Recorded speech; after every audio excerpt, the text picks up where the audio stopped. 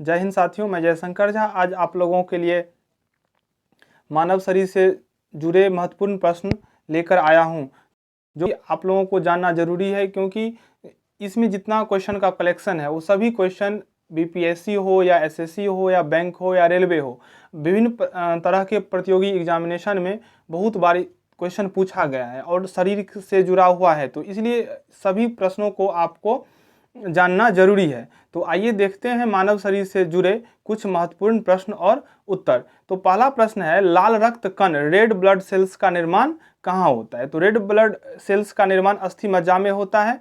दूसरा प्रश्न है, लाल रक्त कण को क्या कहा जाता है? तो लाल रक्त कण को एरिथ्रोसाइट कहा जाता है। लाल रक्त कण को एरिथ्रोसाइट कहा जाता है। दो प्रश्न था अभी तक आप लोग देखें। पहला प्रश्न है, लाल रक्त कण का निर्माण कहाँ होता है? तो लाल रक्त कण का निर्माण अस्थि मज्जा में होता है। लाल रक्त कण को रेड ब्लड सेल्स कहा जाता है, शॉर्ट नेम आरबीसी। दूसरा प्रश्न है, लाल रक्त कण आरबीसी को क्या कहा जाता है? तो आरबीसी को एरिथ्रोसाइट कहा जाता है। आइए देखते हैं अगला प्रश्न।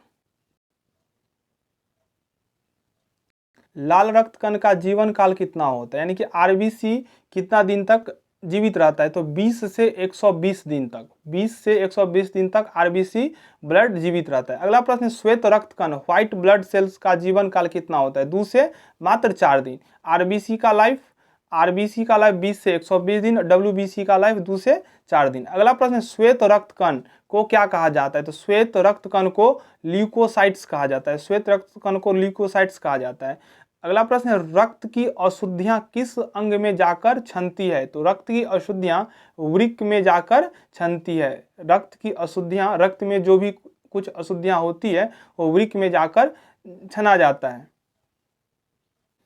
अगला प्रश्न है, शरीर का तापमान कहाँ से नियंत्रण में रहता है? शरीर का तापमान का नियंत्रण किस ग्रंथि से होता है? तो शरीर के जो तापमान होते हैं उसका नियंत्रण हाइपोथैलेमस ग्रंथि से होता है। शरीर का जो ताप होता है उसका नियंत्रण हाइपोथैलेमस ग्रंथि से होता है। अगला प्रश्न है, कोशिका का शक्ति power house of the cells किसे कहा जाता है? तो इसका जो राइट आंसर होगा वो माइटोकॉन्ड्रिया। माइटोकॉन्ड्रिया को कोशिका का शक्ति कहा जाता है, कोशिका का शक्ति केंद्र कहा जाता है। अगला प्रश्न है, मनुष्य की सर्वदाता समूह यानी कि यूनिवर्सल डोनर किस समूह को कहा जाता है? तो ब्लड ग्रुप ओ को। तो ब्लड ग्रुप जो होते हैं वो 4 होते हैं। ब्लड ग्रुप कितने होते हैं? 4। ए बी और ओ। ब्लड ग्रुप जो होते हैं 4 प्रकार के होते हैं, ए बी ओ और ए बी। प्रत्येक रक्त समूह को 4 भागों में विभाजित किया जा सकता है। प्रत्येक रक्त समूह को 4 भागों में विभाजित किया जा सकता है, RH पॉजिटिव और RH निगेटिव, अर्थात blood group A positive A negative, B positive B negative, A B positive A B negative, O positive O negative. तो ब्लड ग्रुप 4 प्रकार के होते हैं, ए बी ओ। इन सभी में पॉजिटिव और निगेटिव होता है। और आज जानते हैं जो ब्लड जो होता है, रक्त जो होता है, इनका निर्धारण कैसे होता है? तो ब्लड समूह का, रक्त समूह का निर्धारण उन जीन द्वारा निर्धारित होता है जिन्हें आप अपने माता पिता से विरासत में पाते हैं। यानी कि माता पिता के द्वारा जो जीन आप में आता है वही रक्त समूह का निर्धारण करता है। और रक्त समूह 4 प्रकार के होते हैं और सभी प्रकार में पॉजिटिव और निगेटिव होता है। टाइप्स ऑफ ब्लड, ब्लड होते हैं 4 प्रकार के। इससे पहले देखे हैं आरबीसी डब्ल्यूबीसी के बारे में, लेकिन ब्लड जो है होते हैं वो 4 प्रकार के होते हैं, आरबीसी, रेड ब्लड सेल्स, लाल रक्त कोशिका। इनका काम है ऑक्सीजन का वितरण करना। ब्लड ग्रुप 4 प्रकार के होते हैं, आरबीसी,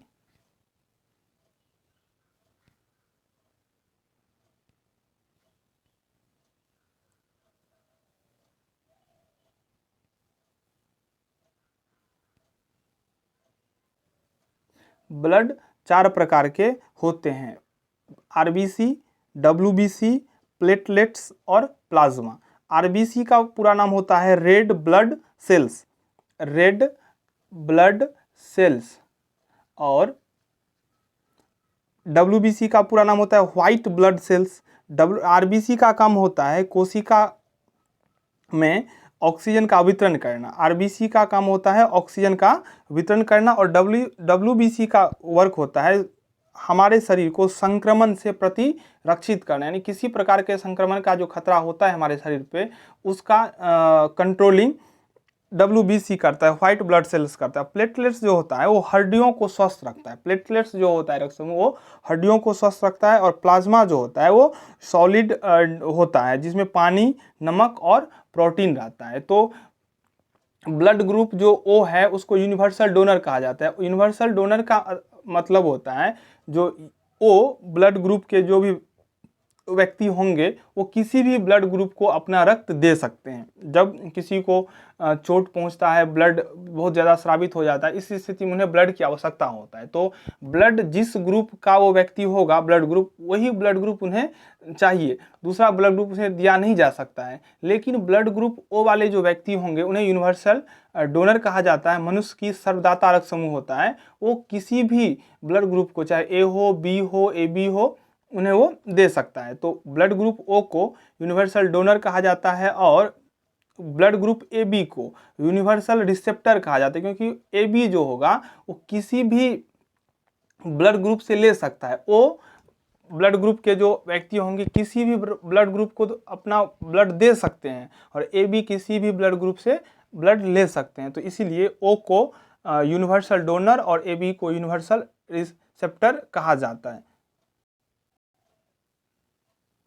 मनुष्य की सर्वग्राही रक्त समूह किसे कहा जाता है? तो एबी को। अगला प्रश्न, रक्तचाप किस यंत्र से मापा जाता है? यानी कि बीपी, ब्लड प्रेशर को किस यंत्र से मापा जाता है? तो ब्लड प्रेशर को, रक्तचाप को स्फिग्मोमैनोमीटर से ब्लड प्रेशर की जांच की जाती है। इसका जो आइडियल होता है 120/80 माना जाए। अगर 120/80 के आसपास इस राउंड फिगर में किसी का अगर बीपी का माप है तो उस व्यक्ति को स्वस्थ माना जाता है। अगर इससे ऊपर जाएगा तो बीपी हाई कहते हैं, और अगर इस लेवल से नीचे आता है तो लो बीपी कहा जाता है।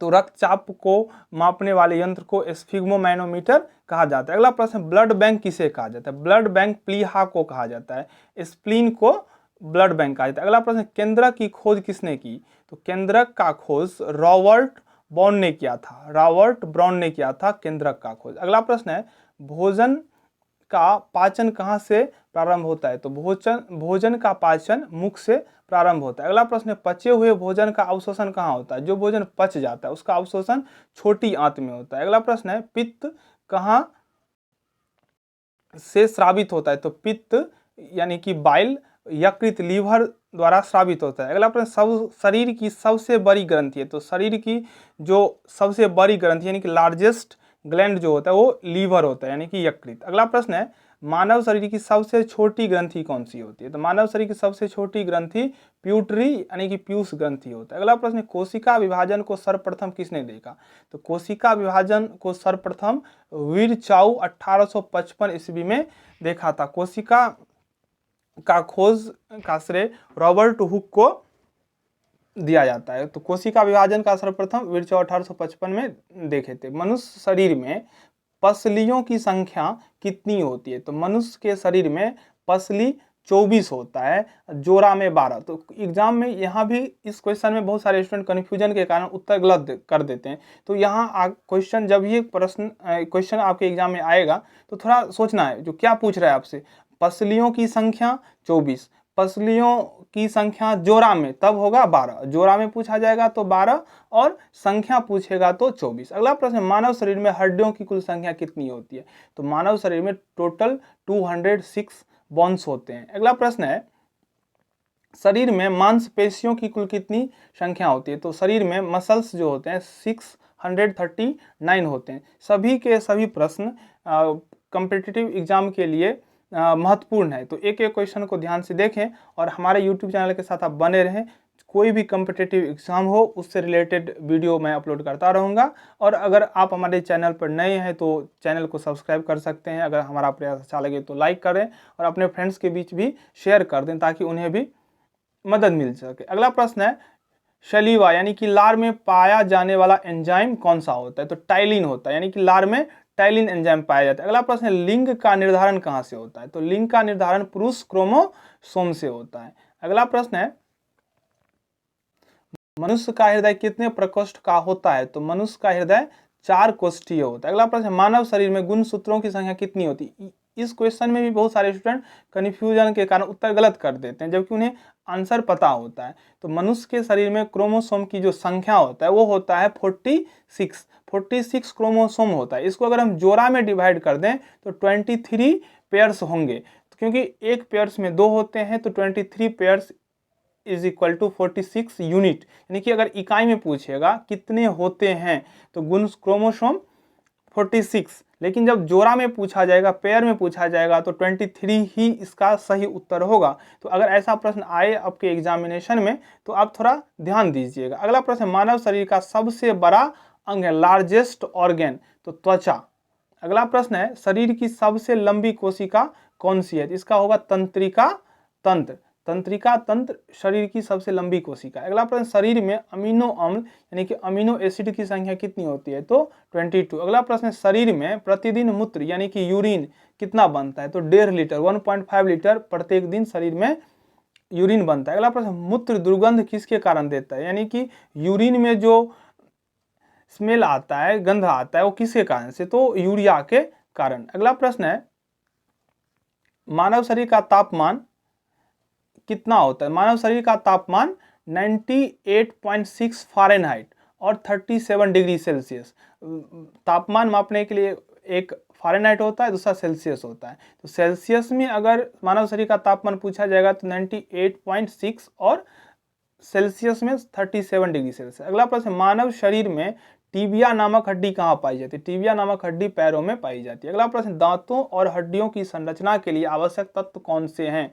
तो दांत और हड्डियों की संरचना के लिए कैल्शियम एवं फास्फोरस की आवश्यकता होता है। अगर कैल्शियम और फास्फोरस का कमी हो जाएगा आपके शरीर में तो हड्डी कमजोर हो जाएंगे, दांत में क्षय होना प्रारंभ हो जाएगा। तो दांत और हड्डी की संरचना के लिए इन्हें मजबूती प्रदान करने के लिए कैल्शियम और फास्फोरस की आवश्यकता होता है। अगला प्रश्न है, मस्तिष्क तथा सिर के अध्ययन क्या कहलाते हैं? तो मस्तिष्क तथा सिर का अध्ययन फ्रेनोलॉजी कहलाता है। यानी कि क्वेश्चन में आएगा फ्रेनोलॉजी क्या है? तो फ्रेनोलॉजी मस्तिष्क और सिर का अध्ययन। अगला प्रश्न, श्वसन के दौरान सर्वाधिक मात्रा में ली गई ऑक्सीजन कौन सी होती है? तो नाइट्रोजन। श्वसन के दौरान सर्वाधिक मात्रा में श्वसन के दौरान ऑक्सीजन यानी कि O2 मनुष्य के द्वारा लिया जाता है। अगला प्रश्न है, मानव त्वचा का अध्ययन करने वाले विज्ञान को क्या कहते हैं? यानी कि ह्यूमन स्किन का जो स्टडी होता है उसको बोलते हैं डर्मेटोलॉजी। डर्मेटोलॉजी को ह्यूमन स्किन स्टडी कहा जाता है। अगला प्रश्न है, कीट का अध्ययन किस विज्ञान के अंतर्गत आता है? तो कीट का अध्ययन एंटोमोलॉजी के अंतर्गत आता है। अगला प्रश्न, क्रेब्स चक्र में किसका संश्लेषण होता है? क्रेब्स साइकिल में पायरुविक अम्ल का संश्लेषण होता है। अगला प्रश्न, अनॉक्सी श्वसन के अंत में कौन सा अम्ल बनता है? तो पायरुविक अम्ल। अगला प्रश्न, शरीर में हीमोग्लोबिन का कार्य क्या होता है? तो शरीर में हीमोग्लोबिन का कार्य होता है ऑक्सीजन का परिवहन। सबसे ऊपर में बताए थे red blood cells. Red blood cells लाल होता है जो हीमोग्लोबिन के उपस्थिति के कारण ही होता है, और इनका काम होता है ऑक्सीजन का वितरण करना। परिवहन का अर्थ होता है एक जगह से लेकर दूसरी जगह पहुंचाना। तो शरीर में हीमोग्लोबिन का कार्य होता है ऑक्सीजन का परिवहन। अगला प्रश्न है, हीमोग्लोबिन में क्या पाया जाता है? हीमोग्लोबिन में लोहा पाया जाता है यानी कि आयरन।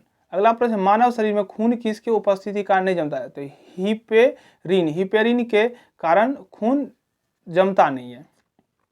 अगला प्रश्न, लाल रक्त कणिकाओं आरबीसी का कब्र किसे कहा जाता है? प्लीहा को। अगला प्रश्न, मानव शरीर में यूरिया का निर्माण कहाँ होता है? तो यकृत यानी कि लीवर में। अगला प्रश्न है, मानव शरीर में यूरिया का निर्माण कहाँ होता है? तो यकृत में।